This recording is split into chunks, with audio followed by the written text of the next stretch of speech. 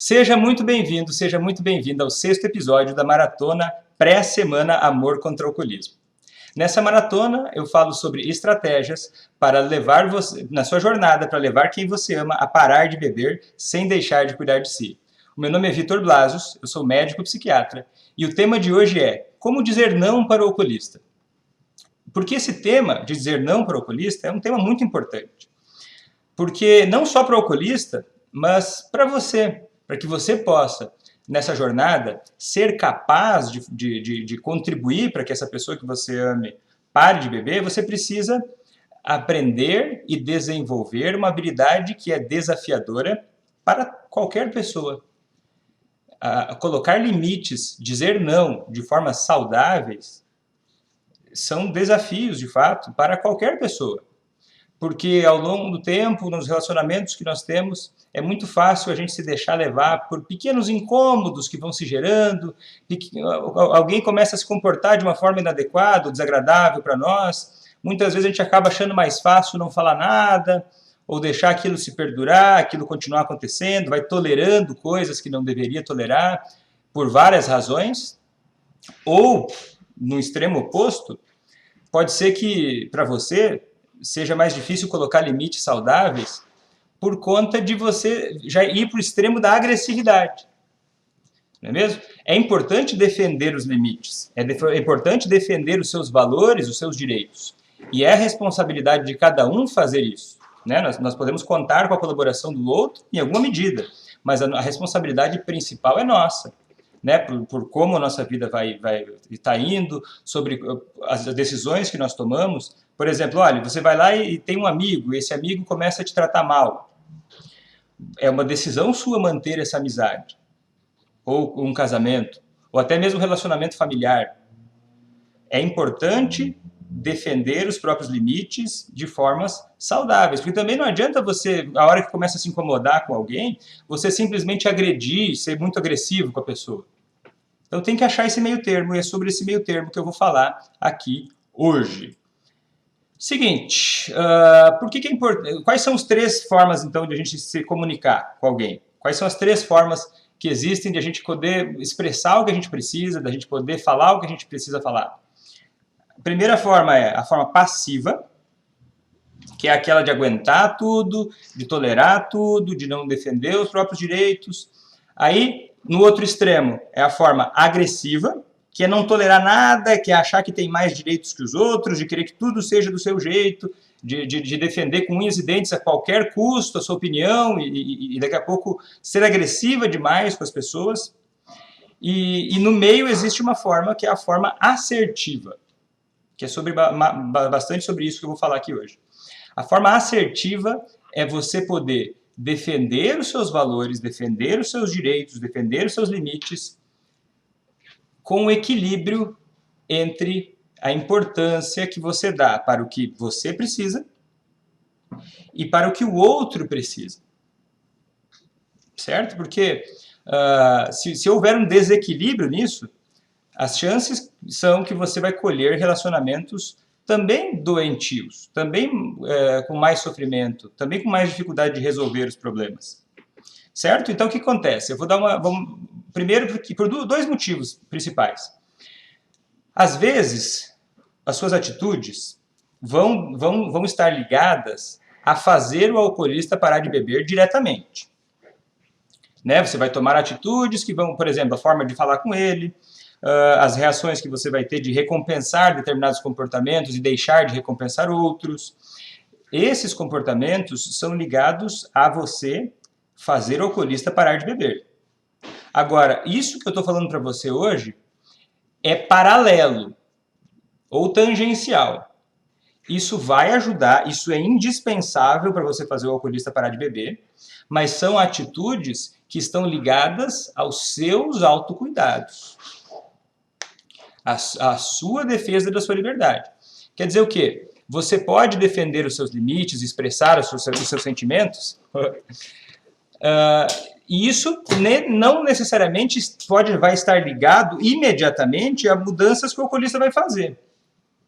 Em alguns momentos você pode colocar esses limites porque é necessário colocar e porque sem eles o alcoolista não vai parar de beber. Mas às vezes você precisa colocar limites independentemente de qual resultado vai existir imediatamente para o alcoolista. Certo? Porque às vezes o alcoolista se comporta de maneiras inadequadas ou desagradáveis porque ele está acostumado a ter certas regalias, ou porque ele não tolera frustrações e ele acaba exigindo que você tolere essas frustrações por ele. Então é como se ele estivesse nessa zona de conforto, então, né? De certa forma. Então, se você começar agora a tirar algumas coisas ou deixar de fazer algumas coisas do jeito que ele quer, do jeito que ele deseja, não espere necessariamente que você vai agradá-lo, que ele vai gostar, que ele vai ficar feliz. Por exemplo, você nunca reclamou de nada, agora de repente você começa a expressar seus sentimentos.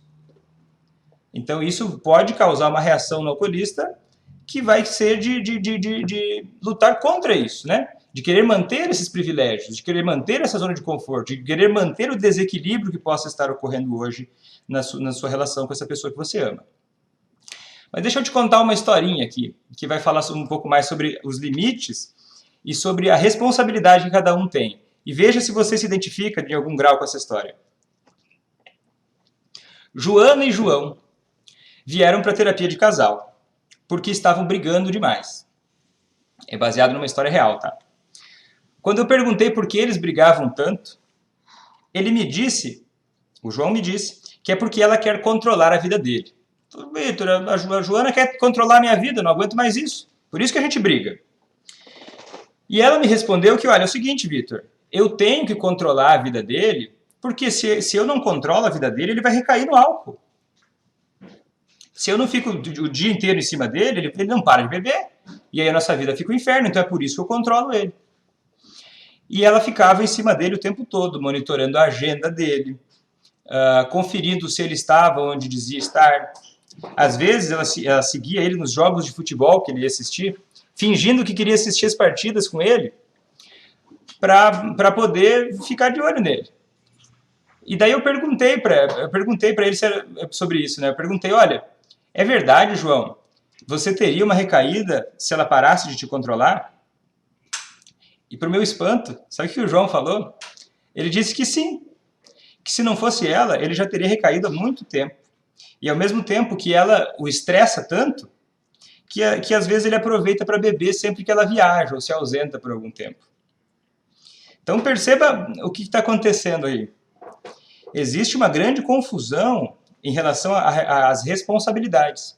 A Joana e o João estão um culpando o outro pelo próprio comportamento, como se o comportamento de um fosse causado imediatamente pelo comportamento do outro, como se fosse uma relação direta e imediata, sem que houvesse autorresponsabilidade.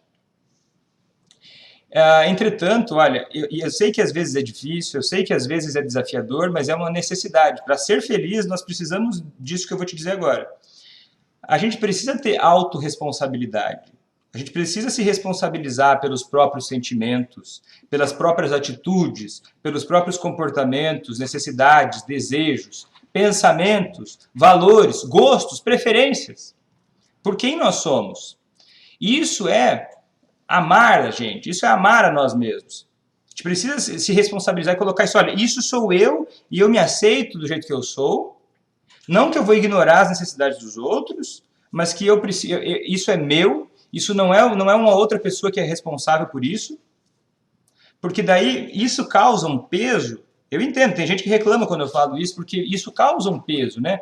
Ai, Vitor, eu estou infeliz porque, olha, se não fosse o meu marido beber, a minha vida seria feliz. Mas olha só, ter esse raciocínio, enxergar as coisas dessa forma, tira de você a chance, a oportunidade, inclusive de fazer ele parar de beber.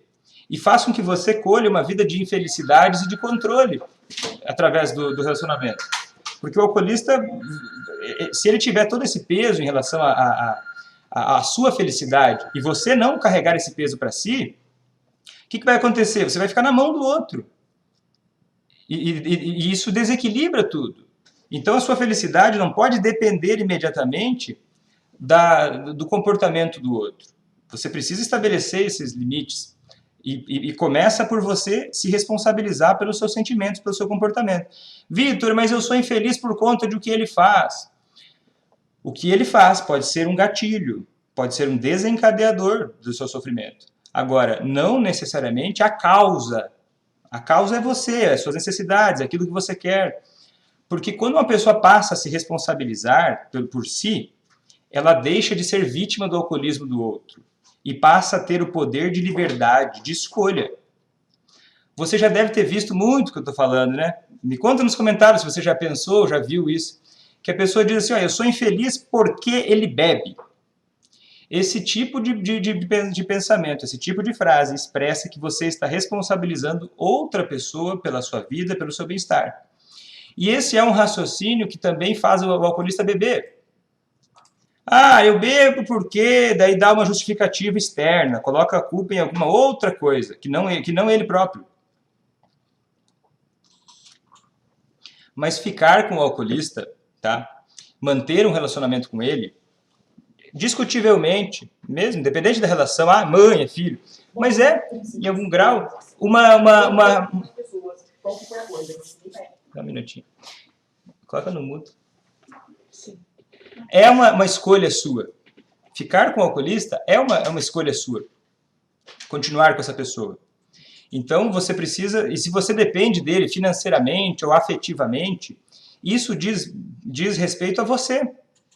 Se você considera ele um marido ou um pai ruim e quer que ele seja melhor, é um desejo seu, são avaliações suas, são valores seus. Não necessariamente dele. E vice-versa. Se ele não gosta do jeito que você é também, é uma decisão, continuar mantendo essa relação é uma decisão também. Então esclareça para você mesmo a diferença entre as expectativas que você tem em relação ao outro e as obrigações reais entre vocês. As obrigações reais de um com o outro. Porque antes de tudo, cada um de vocês é uma pessoa diferente, uma pessoa física diferente, cada um tem o seu CPF, não é mesmo? Então, assim, o que o alcoolista te deve? Ele te deve ser feliz? Ele te deve parar de beber? Ele te deve começar a cuidar mais de você? Não.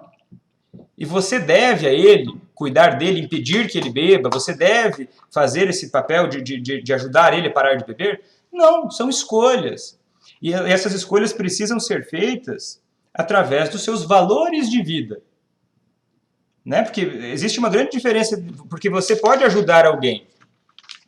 Você pode ajudar alguém. E é saudável, inclusive, tem muitas atitudes de ajudar os outros que são saudáveis. Por exemplo, olha, pessoas que dedicam a vida a auxiliar outras pessoas, a fazerem trabalhos voluntários, a contribuir com a sociedade. Pensa bem, elas fazem isso por um valor de contribuição, elas querem contribuir com os outros, é uma decisão que elas fazem. E perceba que quando isso é saudável, isso não causa angústia, não causa sofrimento. Isso causa prazer, causa realização, causa uma sensação de propósito. Quando você está se dedicando e assume um papel de fazer algo por outro, e isso começa a te custar demais, quer dizer que, olha, isso é você que está querendo fazer. Ninguém está te obrigando a fazer isso. Né? Isso é fruto da sua decisão. E assim, você é a principal defensora das suas necessidades. Eu das minhas, o alcoolista das dele. E nós podemos, eu não estou dizendo aqui que você não deve esperar nada de ninguém, não deve fazer nada por ninguém e vai ser um caminho de rosas. Não, nós podemos esperar coisas dos outros. Podemos esperar. E quando nós nos relacionamos, nós esperamos. Combinados que nós temos nos relacionamentos sobre o que cada um vai fazer. Nós esperamos coisas uns dos outros. Agora, nós não podemos obrigá-los a nos dar, porque o senso de obrigação, o senso de falta de liberdade, ele elimina o amor, ele arrasa com o amor, e arrasa com a autoestima e com a vontade de fazer as coisas de bom grado. E arrasa também com a motivação do alcoolista de parar de beber. E nós podemos fazer o quê, então? Nós podemos atraí-los a nos dar o que nós precisamos, de bom grado. Assim como o que nós damos ao outro, que também seja de bom grado. Porque se você sempre é passiva, se você sempre é uma pessoa passiva, está sempre aguentando, tudo vai acontecendo, você vai aguentando. Vitor, mas Eu não posso falar o que eu quero, eu não posso dizer o que eu quero, porque se eu falar o que eu preciso ou que eu devo falar, se eu defender os meus direitos, Vitor, eu vou ferir os sentimentos dos outros, Vitor. Eu vou ferir os sentimentos dos outros. Ou que são três pensamentos que fazem uma pessoa, três pensamentos principais que fazem uma pessoa não defender os próprios direitos. Eu vou organizar esse raciocínio aqui. Três pensamentos que fazem uma pessoa não falar o que ela quer, manter a passividade. O primeiro deles é esse. Olha, eu não posso defender os meus direitos, Vitor, porque senão eu vou ferir os sentimentos dele, ele vai sofrer, então é melhor que eu sofra do que ele vá sofrer, porque, cara, tudo bem passar dos meus direitos, tudo bem isso acontecer, tudo bem, o importante é que ele não se sinta desconfortável, o importante é que ele não sofra, não interessa se isso é justo ou não. Esse é o primeiro. O segundo é você abrir mão da sua individualidade por conta de assumir obrigações afetivas, né? Aí é um comportamento, eu não concordo com o diagnóstico de codependência, mas aí é uma forma, um estilo de lidar codependente. É diferente de um diagnóstico, é um comportamento, a modalidade de lidar com essas coisas, com esses afetos, que a gente poderia chamar de codependente, o comportamento, não a pessoa, de perder a individualidade às custas de assumir obrigações afetivas. Isso é, por exemplo, aquela esposa que, olha, eu faço tudo por ele, porque ele é homem, né? Homem não faz nada mesmo. Ou eu aceito viver a vida dele, não ter a minha vida própria, por conta de ser a minha obrigação como esposa, como mãe, eu não posso então ter uma vida própria. Ou a mãe que tolera abusos do seu filho, porque ela acha que, olha, é isso que uma mãe deve fazer.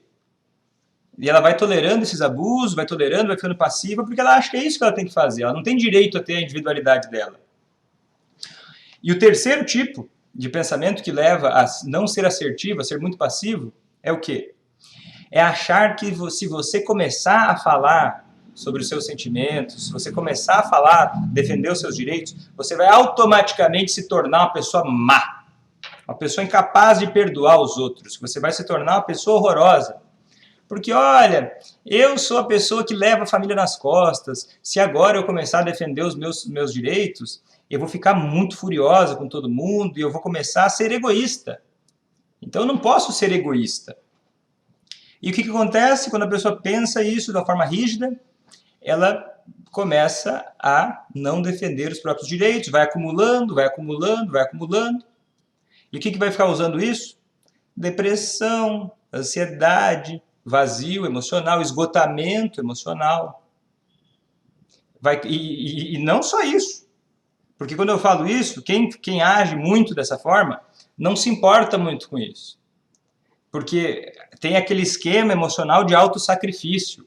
Eu preciso fazer tudo para os outros. Se sou eu que estou sofrendo, não tem problema. É aquela coisa do martírio, sabe? Ah, eu sou um mártir. Se enquanto eu estou sofrendo, enquanto eu estou me sacrificando, eu sou uma pessoa boa. E Vitor, enquanto eu sou a vítima do mundo e das circunstâncias, eu sou uma pessoa boa e iluminada. E coisas boas me esperam se eu estou deixando que os outros me maltratem. Porque eu estou sendo uma pessoa altruísta, não egoísta. Só que isso, se a gente pensar bem, não é verdade. Porque uma pessoa que vai tolerando esse tipo de comportamento, né? Pensa aqui comigo, uma pessoa que vai tolerando dia após dia abusos, maus tratos, daí a pessoa vai justificando tudo. Por exemplo, vai tolerando isso, daí pergunta, mas por que você faz isso?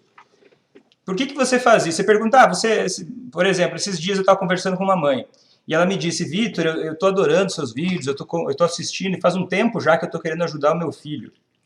E eu percebi, Vitor, que eu sou uma facilitadora. Quer dizer o quê?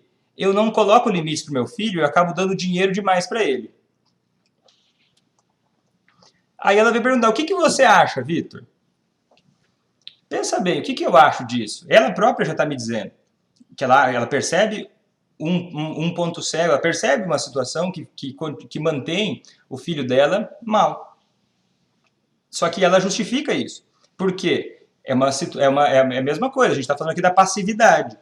a passividade da pessoa, porque não é que ela percebe que aquilo não está correto, ela percebe que aquilo está errado, só que ela adota algumas posturas, né? Ela justifica aquilo de alguma forma, vai minimizando. Vai dizendo assim, Vitor, mas eu facilito, eu entendo que eu facilito, mas o nosso diálogo tá bom, o nosso diálogo tá legal. Ou outras pessoas, esse foi o caso dela, né? Começava a justificar, minimizar o tanto que aquilo era ruim, minimizar a falta de assertividade, né, que ela estava tendo. Às vezes a pessoa faz isso por medo de ficar agressivo, né? Tem medo de ser agressivo com o outro. Vitor, mas eu vou começar a parar de dar dinheiro pro meu filho, como eu dou, a torto e direito, vou dando dinheiro sem nada em troca. Não importa o que ele faça, eu dou dinheiro. Se eu parar de dar dinheiro para ele, será que eu não vou estar sendo egoísta, Vitor? Será que eu não vou estar sendo agressiva demais? E o que a pessoa faz? Minimiza, justifica, racionaliza, começa a justificar. Às vezes uma esposa faz isso, vai tolerando traições, por exemplo, tolerando todo tipo de abusos, né? E daí justifica, dizendo, Vitor, mas se ele é homem, ele não vai mudar. Isso é assim mesmo. Ou acontece o quê? Que é uma das piores coisas. A pessoa começa a se agredir a si própria. Ela começa a se colocar em situações horrorosas para se punir de alguma forma. Por quê? Porque ela está sendo submissa demais, está sendo passiva demais. E o que acontece? O que tem por trás disso? O que tem por trás desse comportamento? Tem uma crença de pouco valor. Tudo isso se resume numa crença de pouco valor, que são duas crenças centrais. Uma delas é, eu valho pouco. Se você perguntar para a pessoa, talvez, ou se você perguntar para você, que se você faz isso, talvez você não diga isso explicitamente, mas eu gostaria que você parasse e pensasse de verdade. Por que você não pode falar o que você sente? Pensa o seguinte, será que você não está pensando que você vale pouco? Ou, será que você não está pensando o seguinte, que os outros valem mais do que eu? Os outros são mais valiosos que eu. O importante é que o meu filho esteja feliz. O importante é que o meu esposo esteja satisfeito. O importante é evitar uma briga, porque os direitos dos outros são maiores que os meus. Isso é uma crença que a pessoa vai levando para a vida. Por quê? Porque a verdade, tá? Para quem age passivamente, e todos nós em algum grau nos preocupamos com isso, todos nós em algum grau queremos ser amados, queremos agradar os outros. Não é tão fácil assim ter uma conduta assertiva. Porque é natural a gente ter uma preocupação social. Só que quem age assim vai começando a entrar num paradoxo. Porque pensa só, se você não tem valor nenhum, se os seus direitos não importam, se você é uma pessoa que vale menos do que o alcoolista que você ama, como é que você vai atrair ele? Como é que você vai ser digna de ser amada, ou ser digna de ser ouvida, se você própria não se dá valor? Se você própria não coloca os limites e defende seus direitos? Mas o que eu ia dizer é o seguinte, quem vive assim, fica com medo. Medo, um medo paralisante. Medo paralisante. Vitor, se eu começar a fazer alguma coisa, se eu começar a defender minhas ideias, eu vou parecer rude, Vitor. Ou, Vitor, eu vou começar a despertar no outro uma resposta muito agressiva. E eu quero evitar isso, eu tenho medo disso. Ou, Vitor, eu não quero ser inconveniente. Ou, Vitor, se eu começar a fazer isso, se eu começar a dizer não nas vezes que eu acho que eu preciso dizer não, eu vou começar a virar, eu vou me sentir culpada, porque, olha, eu vou fazer o outro sofrer.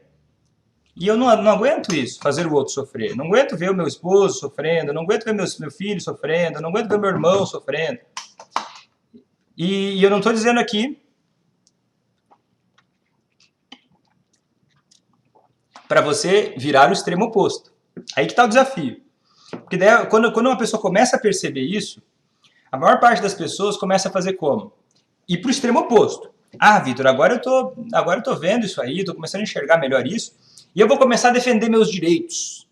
E eu vou começar agora a fazer valer os meus direitos. Porque esse canalha, esse sem vergonha, ele me maltratou durante tantos anos. E aí começa a fazer o quê? O extremo oposto que é farinha do mesmo saco, que é daí começar a defender os próprios direitos através da agressividade. E o que isso causa? Conflitos, brigas, confusão, não causa crescimento. E muitas vezes causa mais culpa ainda, daí volta para o mesmo ciclo. Então o que precisa fazer? Você precisa ter claro na sua cabeça, porque o medo pode vir de você começar a fazer diferente. E a verdade, sabe qual é? É que você vai correr um risco. Porque se a vida toda você agiu dessa forma, você começar a mudar é correr um risco. Você não tem exatamente, e não tem como prever exatamente qual vai ser a reação daquilo. Mas pensa o seguinte, se hoje você tem sofrido com um comportamento de alguém que você ama, que te trata em situações assim injustas, que acaba ficando nessa zona de conforto e você fazendo demais por ele, quando você começar a mudar, não espere tapete vermelho. Não espere tapete vermelho para você. Porque você está tirando da pessoa uma coisa que ela gosta, uma coisa que ela quer, uma coisa que é fácil para ela. Está muito fácil, está muito gostoso ser do jeito que o alcoolista está sendo muitas vezes. Ele vai se... Claro que eu espero que você possa entender com bom senso o que eu estou dizendo, né? Ah, é gostoso, a pessoa está sofrendo com o alcoolismo. Claro que é uma doença, é uma coisa séria, mas eu estou falando... Eu conto com o seu entendimento que em algum grau isso é gostoso, em algum grau existe essa zona de conforto, em algum grau a vida está mais fácil assim para ele do que mudando. Em algum grau, se você hoje facilita, se você hoje tolera de tudo, você está mantendo ele num lugar muito, muito confortável, por mais que tenha dor. É um jogo, é um jogo é um dilema. Né? Por um lado é bom, por outro lado é ruim, mas fica naquele jogo, assim, um amor bandido em relação ao alcoolista e o álcool. E às vezes em relação a você, o alcoolista. Só que a mudança começa por você. E quais são os pré-requisitos mínimos para você começar a colocar limites? Tem 3 pré-requisitos mínimos para você começar a colocar limites de uma forma justa. E quando eu digo justa, não é que é fácil. Quando eu digo justa, não é que o alcoolista vai adorar, nem que ele vai odiar. Mas quando eu digo justa, eu digo que ela é algo que pode levar ao crescimento. Mas antes de eu falar isso aí, por favor, me diga, o que você está achando? Aperta o joinha aqui, ou aperta o coraçãozinho aqui para eu saber se você está gostando dessas informações. E escreve para mim aqui no vídeo, se você está começando a acompanhar os vídeos agora, ou se você acompanha há mais tempo. Escreve aí para mim, hashtag novato ou novata, ou hashtag veterano ou veterana, se você já acompanha há mais tempo. Então escreve aí para mim que eu vou adorar saber, para mim é importante isso, para eu ter uma ideia dos conteúdos que eu estou fazendo, se estão agregando ou não. E também compartilha, tá? Compartilha com outras pessoas para poderem acompanhar também esses conteúdos e a gente fazer uma rede positiva de pessoas que vão ser beneficiadas com isso. Vem cá, então seja bem-vindo, Guia Novato, é uma alegria ver os veteranos por aqui também. Vem cá, então tem 3 atitudes, 3 elementos que são necessários, que sem eles você não vai conseguir colocar limites de uma forma justa. E esses 3 elementos são tolerância limitada, prudência e responsabilidade. Tolerância, prudência e responsabilidade. Tolerância quer dizer o seguinte: você não pode virar uma vítima permanente. Tolerar tudo. Tolerar abusos, tolerar situações insustentáveis. E como é que você percebe isso? Muitas vezes você sente que algo não está legal, que algo se afasta dos seus valores de vida, que algo está contra aquilo que é importante para você, que é algo que torna a sua vida sofrida e você está sentindo que está existindo uma injustiça. Aí você começa a sentir uma indignação. Ou a gente poderia chamar isso de uma certa cólera perante a injustiça. E ela vem como se fosse um gut feeling, uma sensação, aquela coisa que vem assim, que pode ser mais sutil para uns, mais intenso para outras, mas daí você sente aquilo, em alguma medida isso é necessário ser tolerado, né? Porque senão não tem como viver em sociedade. Vamos dizer assim, se você tem que tolerar alguma coisa, não pode ser tolerância zero, senão fica impossível viver. Imagina, se você está convivendo com um amigo, seu amigo, sei lá, não sei o que dizer, ele te faz uma pequena piada sem graça, aí você fala, nossa, que piada sem graça, que saco, que insuportável. Você não precisa ter tolerância zero, nossa, como você é imbecil, como você é estúpido, para qualquer coisa que digo. Né? Ó, uma coisa desagradável aqui, eu preciso falar para tudo, eu preciso me expressar tudo, eu preciso falar que eu não gostei. Tem gente que começa a assistir meus conteúdos, que tolerância zero, olha para mim, ah, Vitor, mas você não gostei da sua cara naquele vídeo, não gostei daquele... Acha que precisa falar tudo, não tem tolerância mínima. Ou outras, mas a tolerância tem que ser limitada também. Porque você precisa não tolerar certas coisas. É necessário não tolerar certas coisas. Aquela coisa assim de, poxa, não é que eu quero te maltratar, mas eu não tolero que isso aconteça. Você, ah, Vitor, mas ele não aceita que eu me recuse a conversar com ele enquanto ele estiver embriagado. Ele aceitar ou não é uma preferência dele. Agora, você conversar com ele enquanto ele está embriagado é uma tolerância excessiva sua. Se você entender o que eu falo nos outros vídeos, também você vai perceber que você conversar com ele embriagado não vai te ajudar no longo prazo, nem no curto prazo. Então, é um tipo de atitude que você não pode ter tolerância. Poxa, está querendo agora me levar para uma situação em que eu não me sinto confortável minimamente? Não vou tolerar. Daí o que você vai fazer? Daí beleza, tolerância tem que ser limitada, tem que ter certas coisas que você não tolera. Não está tudo liberado. E eu preciso me recusar a aceitar, no sentido assim, olha, não vou tolerar, não vou aguentar isso. Não precisa ir para o extremo agressivo, mas você não vai tolerar. Agora, o segundo elemento para não ser passivo, não ser submisso demais, é a prudência. A prudência é você entender e você calcular aquilo que você vai fazer. No final eu vou dar um passo a passo completo, tá? Vou resumir tudo. Mas a prudência é você calcular aquilo que você vai fazer. Tá, agora ele fez uma coisa que eu não gosto, eu vou chegar e vou contra-atacar. Eu vou contra-atacar às cegas, eu vou fechar o olho e vou começar a dizer, ah, seu sem vergonha, para de falar isso, aquilo. Não vai para agressividade, você tem a prudência de pensar antes de agir, de escolher as guerras as batalhas que você quer batalhar. Escolher os momentos que são mais propícios. Ter a prudência. Então, a tolerância, prudência. Você avaliar os prós e contras das formas que você vai agir. E o terceiro elemento é o seguinte. O terceiro elemento é a responsabilidade. Que é você se responsabilizar por aquilo que você faz. E você se responsabilizar pelos seus sentimentos e, em algum grau, também por como aquilo afeta o outro. Ok, o que eu estou dizendo, e você juntando tudo isso, se resume na seguinte coisa. Você vê que uma coisa, você sente que uma injustiça está acontecendo. Você sente que aquilo não está interessante. Você não vai tolerar aquilo. Ó, sentir que, olha, é verdade, o que eu estou pensando não é só da minha cabeça, o que está acontecendo não é... O meu sentimento não vem só de uma preferência minha, está aqui sendo uma situação insustentável, eu preciso fazer algo.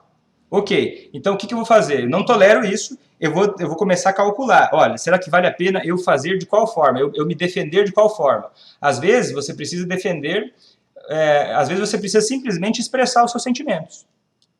Olha, eu sei que isso é assim, eu não tenho escolha, quando for o caso.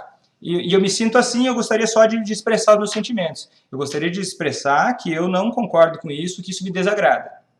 Às vezes é isso que tem para fazer. Outras vezes você pode colocar limites. E vou falar para eles mais um pouco no final, sobre eles. E a responsabilidade é a seguinte, olha, eu não vou fazer de qualquer jeito, porque eu sou responsável pelo futuro também, pelo meu e pelo relacionamento com essa pessoa. Porque ter responsabilidade também é ter uma certa ética, ter uma ética própria. Tudo isso se resume, de certa forma, numa ética própria, que é a seguinte: como eu quero que a vida seja? O que eu acho que é aceitável na vida? E o que eu acho que não é aceitável? E como eu vou lutar para defender isso?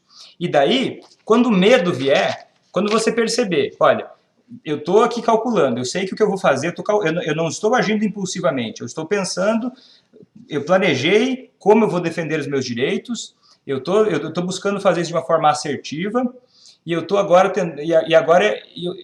eu sei que o que eu estou fazendo é verdadeiro, é real, é necessário e está correto. Eu não estou maltratando ninguém, eu não estou causando dano a ninguém, e o que eu vou falar, o que eu vou defender é simplesmente justo na minha visão, e eu estou considerando também os sentimentos dos outros. Ok. O que acontece então? O que eu faço agora? Eu vou sentir esse sentimento, eu vou ter esse sentimento, e eu vou alimentar a minha cabeça com os meus valores de vida. E eu não vou agir de acordo com o meu sentimento apenas, eu vou agir de acordo com aquilo que eu acredito que é necessário. Porque senão você vai cair no limbo de ceder ao medo. E a gente pode ceder ao medo ficando calado ou brigando demais. Então vamos a um passo a passo. Tá? Número 1. Essa ação que me provoca, que me impele a ser assertivo, ela é real ou ela é fruto da minha imaginação? Porque eu preciso ter certeza de que eu não estou calculando mal. Eu tenho direito a isso que eu estou pedindo? É justo o que eu estou desejando? É adequado? Essa interpretação que eu estou fazendo é adequada ou eu estou entendendo errado a mensagem? E é interessante que eu haja dessa forma nesse momento? É interessante que eu diga isso assim nesse momento? Beleza. Se é interessante, você vai para a segunda. O que eu sinto? Como eu sinto? O que eu sinto? Você vai parar e vai pensar, o que você está sentindo? Está sentindo raiva? Vergonha? Medo? Qual é o sentimento que você tem? Porque você não deve abafar esse sentimento. Você deve identificá-lo e digeri-lo. Esse comportamento, ele me incomoda no outro. Esse comportamento do outro me incomoda e me faz sentir qual sentimento? Essa indignação que eu estou sentindo, ela tem a ver com qual necessidade que eu tenho. Porque daí você se conecta com as suas necessidades e você se conecta com aquilo que você precisa e com a responsabilidade por como você se sente. E a gente vai para o 3. Passo número 3. Você vai se perguntar se é vital para você responder essa situação. Tem situações que você não deve responder. Se você responder, agora eu vou, sei lá, o alcoolista ele está muito agressivo comigo, eu quero falar para ele, olha, você não pode falar assim agressivo. Se for uma situação em que ele está embriagado e violento, talvez a atitude de ser assertiva não seja aquele momento. Porque o primeiro ponto é você se manter a sua integridade física. Então tem que pensar uma estratégia diferente para você resolver isso. Mas agora, é vital para você responder essa situação? E outra, daí você tem que pensar, beleza, é perigoso eu agir assim agora ou não? E é perigoso também eu não agir? Você vai se perguntar, é perigoso eu não agir? Porque cada vez que você não age, quando acontece uma injustiça, você está sendo cúmplice. Cada vez que você não age quando acontece uma injustiça, você está sendo cúmplice daquele comportamento. E você está alimentando esse comportamento com o alcoolista. Ok, então aí você calculou e viu que, olha, é interessante, é necessário, eu estou sentindo raiva. E agora o 4. Qual é o seu objetivo? Precisa estar claro. Você quer expressar os seus sentimentos para quê? Você quer levar as coisas para qual cenário? Você quer apenas expressar os seus sentimentos? E expressar os sentimentos pode ser muito interessante, pode ser necessário para você se sentir melhor. Ou você quer causar uma mudança naquele momento? Então, calculando isso, você vai ter mais clareza, mais prudência em relação ao que você vai fazer. E daí você vai para a quinta forma. Você vai calcular quais consequências negativas eu espero. Quais consequências negativas pode acontecer de eu falar isso? Por exemplo, se for agressão física, você não vai fazer. Agora, se for uma chantagem emocional, começar a chantagear com culpa, com qualquer chantagem emocional, começar a querer fazer você se sentir culpada, olha, não está certo você não me dá dinheiro, não está certo você não fazer as coisas do meu modo, não está certo, se essa consequência negativa é a chantagem, você já vai então, prevendo isso antes, você já vai se acostumando a ensaiar respostas. Respostas.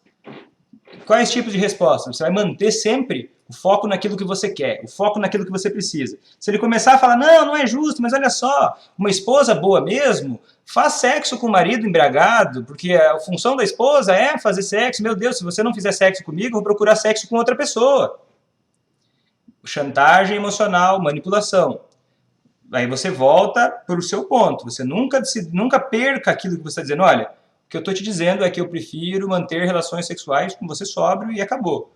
O que eu estou dizendo é isso, olha, isso para mim é importante. Você vai manter o seu discurso, certo?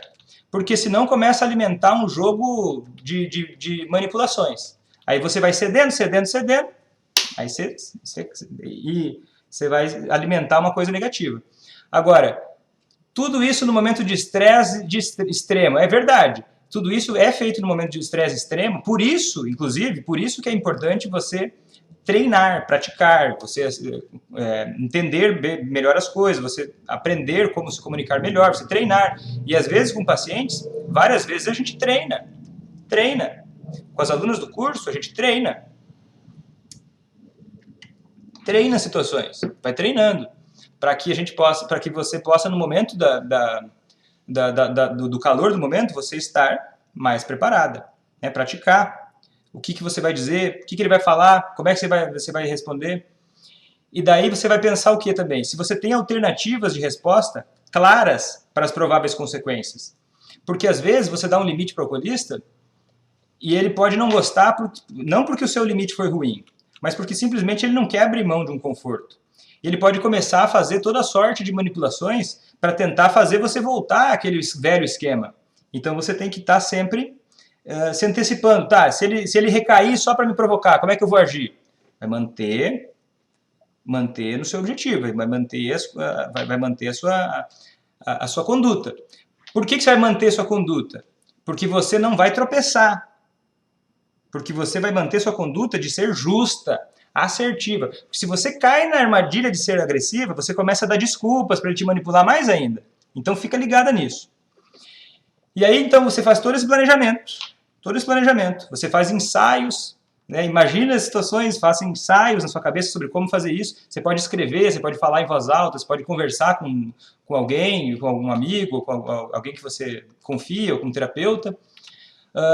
Vai ensaiar como é que você vai chegar para colocar isso em prática. E você vai colocar em prática. E vai se autoavaliar. Depois que você tentou fazer aquilo, depois que você tentou conversar com o oculista sobre aquilo, você vai avaliar. Porque é um treino. E ao longo do tempo você vai ficando muito mais natural. No começo é mais difícil, porque é uma habilidade nova. Agora, conforme você vai ficando treinando isso, vai começando a ser mais natural, vai começando a ser mais automático. Certo? Se você ficar cedendo às chantagens emocionais, você vai colher um relacionamento horroroso. E daí o que acontece? Se ele começar... Daí estão falando assim, Vitor, mas se ele começar a dizer que vai procurar outra mulher na rua.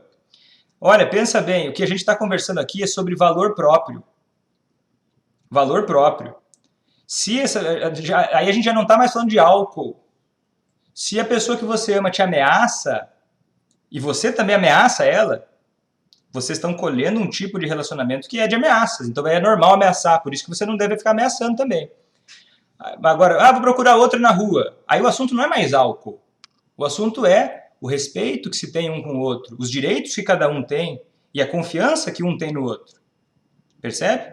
E aí você fala, olha, esse tipo de coisa vai ser normal na nossa relação, então quer dizer assim, eu sou obrigada, isso é assim que você enxerga essa situação, que eu sou obrigada a fazer sexo com você embriagado?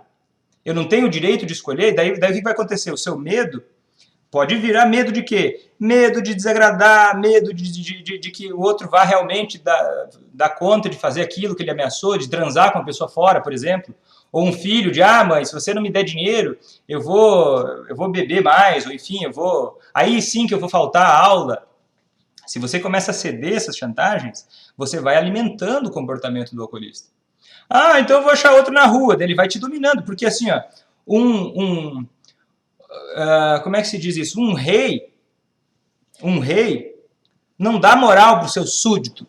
Se o alcoolista ele te enxerga como uma escrava, ele vai tentar fazer você continuar sendo a escrava dele, cedendo a tudo que ele quer, sendo seu filho, sendo seu esposo, sendo qualquer familiar. Se ele te enxerga como um escravo, quando você começa a colocar limites, ele não vai querer negociar com você. Ele vai tentar te chantagear. Ele vai tentar te chantagear a todo custo. E é por isso que você precisa estar preparada, por isso que você precisa ter claro para você que você vale tanto quanto ele. Não é que você vale mais ou vale menos. Você tem tanto valor e tanto direito quanto ele. E daí você vai se nortear pelo quê? Pela dignidade. Eu estou sendo digna comigo? Se eu começar a me curvar porque ele está me ameaçando com isso, eu estou sendo digno com essa pessoa? Comigo mesmo? Porque sem dignidade não tem como fazer o alcoolista parar de beber. porque você não cria um ambiente de dignidade. E a dignidade começa com você, tendo dignidade com você. E isso se liga e alimenta a própria autoestima. Conforme você se defende do que é injusto, isso vai fazendo você se amar mais também, você se sentir mais autoconfiante. Isso é um ciclo saudável que se retroalimenta. Certo? Daí a pessoa fala assim, Vitor, ok, beleza, tá começando a ficar claro. Né? Tá começando a ficar claro? Me avisem aí. Seguinte, agora, quando o alcoolista passa dos seus limites, começa a criar situações insustentáveis, e ele ainda não está pronto para mudar, ele ainda não deseja a mudança, e olha, fazer essas coisas vão despertando ao longo do tempo também interesse no alcoolista em parar de beber. A pessoa fala, Vitor, mas como é que eu faço para fazer ele perceber que o álcool está fazendo mal para ele? Eu começo a levar as coisas para a realidade. Eu começo a colocar consequências para o que acontece. Consequências não passivas e nem agressivas. Consequências justas. Consequências dignas. Então o que acontece? Quando você coloca um limite, você deixa de ser vítima e você deixa de colaborar para estilos de vida destrutivos. Colocar limites não tem a ver com ele. Daí a pessoa fala assim, Vitor, não adianta colocar limites, porque ele não aceita os limites que eu coloco. Eu falo para ele, ai meu Deus, eu não quero conversar com você embriagado. Aí ele vai lá e começa a me chantagear e eu cedo. Então não adianta colocar limites, Vitor. Isso não é colocar limites. Isso não é colocar limites. Limites não tem a ver com o alcoolista, não tem a ver com o que ele quer e jamais pode ter a ver com o que ele quer. Por definição. Se você quer deixar de colaborar para estilos de vida destrutivos, você precisa estabelecer certas consequências para determinadas condições. Lembra que eu falei de tolerância limitada? Tolerância limitada. Eu não sou intolerante, não é zero de tolerância, porque senão não tem vida. Agora, eu tenho uma tolerância que é limitada, tem limites, eles são claros, e assim, você tem que ter consequências que dependem de você. O que você vai fazer se ele continuar agindo dessa forma?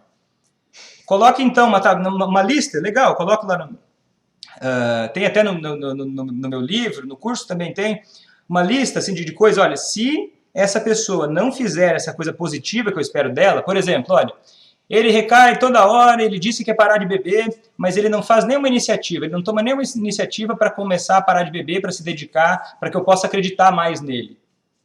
Então o que acontece? Eu quero ver essa iniciativa dele. Eu quero ver essa iniciativa dele. E para mim, eu já entendi, já estou indignada. Se ele não mudar, isso vai ser intolerável. Eu calculei, eu tive prudência, eu tive tolerância, eu tive responsabilidade. E mesmo assim, ele segue fazendo coisas que são injustas para os meus valores de vida. Então, se ele não fizer isso, quais consequências você pode adotar, que estão no seu controle? Aí, eu não tem como alguém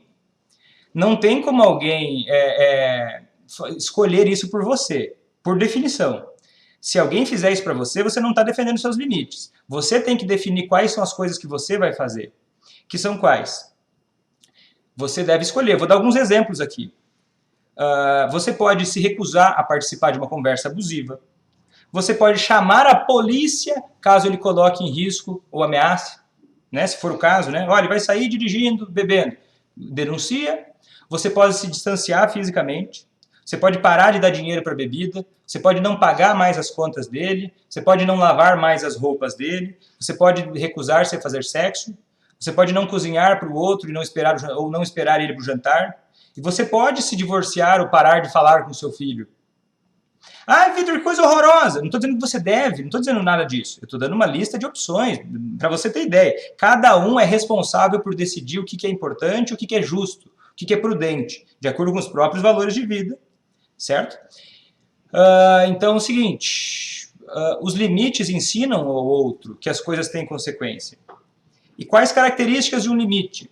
Agora eu vou dar as características de um limite e a gente está se aproximando do final. O limite, de novo, não é aquela coisa assim, se você não fizer, é totalmente diferente de uma ameaça. Totalmente diferente de uma ameaça.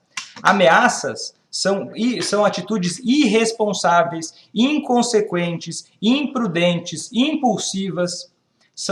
As ameaças que não são cumpridas, elas têm todas as características que vão atrapalhar você a fazer o alcoolista parar de beber. Ah, Vitor, já ameacei me divorciar. Dá para entender porque que o seu relacionamento está ruim se você faz isso.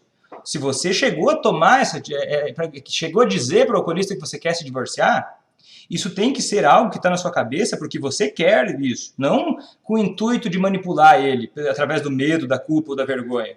Senão você vai colher uma casa de palha. Se ele parar de beber, vai ser por pouco tempo e você vai se ferrar. Você vai se ferrar se você fizer isso. Certo? Isso aí. Agora vamos lá. Características de um limite. Limite adequado. Tem 7 características. Um limite é adequado quando você é capaz de manter esse limite, quando ele é claro, previsível, você planejou ele é claro, a pessoa sabe que aquilo vai acontecer. Ele é sobre você e não sobre o outro. Ele é sobre o que você quer, sobre o que você precisa e não sobre o que o outro quer. E o limite, quando ele é bem feito, ele alivia a sua carga imediatamente. Você sente aquela leveza, assim, pode ser difícil, mas cara, se acontecer isso, eu já sei o que eu vou fazer. Ele alivia a sua carga, ele tira aquela sensação de impotência, ele é imediato. E assim, e a 7ª característica é você que manda no limite. Então você, olha, eu falei que eu queria me divorciar caso ele tivesse mais uma recaída. Eu não sei se essa é uma boa, aí o limite cada um que define, mas eu não sei se esse é um limite prudente, mas é você que manda no seu limite. E se você mudar de ideia no caminho, você pode mudá-lo. Se você tiver novas informações, ou enfim, de acordo com o que acontecer, você pode mudar o seu limite. Não de uma forma totalmente aleatória, mas você tendo razoabilidade, né? Você tendo uma conduta flexível. Olha, eu estou sendo razoável, não estou sendo dura demais, nem mole demais.